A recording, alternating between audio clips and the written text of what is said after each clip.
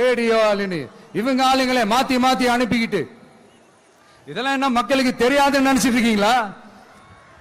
மக்கள் எல்லாத்தையும் உன்னிப்பா கவனிச்சிட்டு இருக்காங்க. அதனாலதான் சொல்றேன், உங்களுக்கு நீங்க கொள்ளையடிச்சு வச்சிருக்கிற காசு தான் துணை.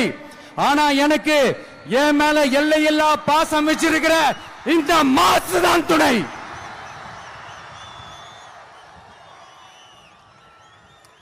இப்படி நமக்கு துணையா இருக்கிற ஈரோடு மக்களுக்காக நான் இப்போ குரல் கொடுக்கலாம் வந்திருக்கிறேன். சரி, இப்ப விஷயத்துக்கு வருவோம். பெரியார் அவர்கள் கிட்ட இருந்த அந்த செல்வாக்கையும் அந்த பதவிகளையும் அந்த பவரையும் வச்சுக்கிட்டு அவர் என்ன சொன்னார் தெரியுமா?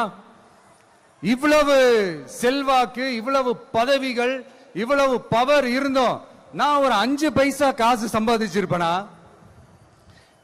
எனக்கோ இல்ல என் குடும்பத்துக்கோ பட்டங்கள் வேணும், பதவி வேணும்னு ஏதாவது கேட்டிருப்பேனா? இல்ல ஏதாவது லாபம் பார்த்திருப்பேனா? இல்ல எதுக்காவது ஆசைப்பட்டிருப்பேனா? ஆனா அவர் பேரை சொல்லிக்கிட்டு அவருடைய கொள்கையை ஃபாலோ பண்றதா சொல்லிக்கிட்டு இப்ப ஆட்சியில இருக்கிறவங்க என்னெல்லாம் செய்யறாங்கன்னு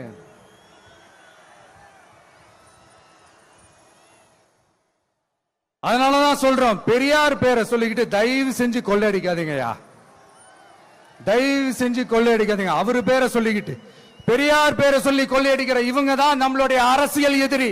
மக்களை நீங்க சொல்லுங்க, நம்மளுடைய அரசியல் எதிரி யாரு?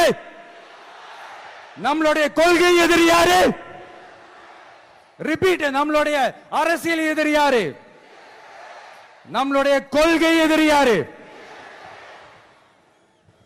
உங்களுக்கு புரியுது இல்ல? எனக்கு அது போதும்யா, எனக்கு வேற எதுவுமே தேவையில்லை.